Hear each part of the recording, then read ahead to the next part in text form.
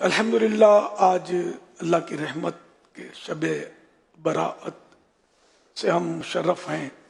اللہ کا کرم ہے. شب براءت بھی ہے اور شب شفاعت بھی اس کو کہا گیا ہے. پیارے آقا صلی اللہ علیہ وسلم نے اللہ کی بارگاہ میں عرض کی تھی کہ امت کی شفاعت کے تعلق سے عرض کیا تھا، تو اللہ پاک نے ارشاد فرمایا تھا کہ ساری امت کی شفاعت کی اجازت مرحمت فرمائی تھی. تو یوں مطلب یہ شب شفاعت بھی اس کو کہا گیا، مکاشفۃ القلوب میں. تو اللہ کی رحمت چماچم برس رہی ہے. پہلے آسمان پر اللہ پاک تجلی فرماتا ہے اپنی شان کے لائق، اور یہ اعلانات ہو رہے ہیں. ہے کوئی مغفرت مانگنے والا، ہے کوئی فلاں، ہے کوئی فلاں، یہ مانگ، جو بھی مانگنا ہے آج کی رات اللہ پاک عطا فرمائے گا. اب اللہ پاک عطا فرمائے گا. کسی پر زیادہ کرم یوں بھی ہوگا کہ نہیں عطا فرمائے گا، نہیں وہ ظاہری طور پر نہ عطا فرمانا ہی اس کے حق میں بہتر ہوگا.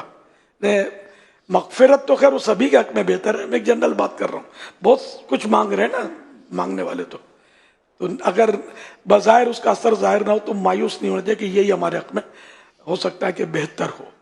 اولاد مانگی نہیں ملی، چھوڑو، یہ تو بولتے شب برات کو جو مانگو ملتا ہے. اتنے سالوں کو مجھے اولاد نہیں ملی. ارے بھائی تمہیں اولاد نہ دینا ہو سکتا ہے تمہارے حق میں نعمت ہو اور ملنے والی ہو، اور اس دعا کی برکت سے وہ آتے آتے رک گئی ہو. کیسے؟ یا بیٹا ہوا اور کل جا کر اس نے کوئی غارت گری کر دی اور دہشت گرد بن گیا، شرابی کبابی بن گیا، ہیروئنچی بن گیا، چور و چکا ڈاکو بن گیا، تو آپ کے گھر کے بھی ٹول ٹپڑ بیچ آئے گا.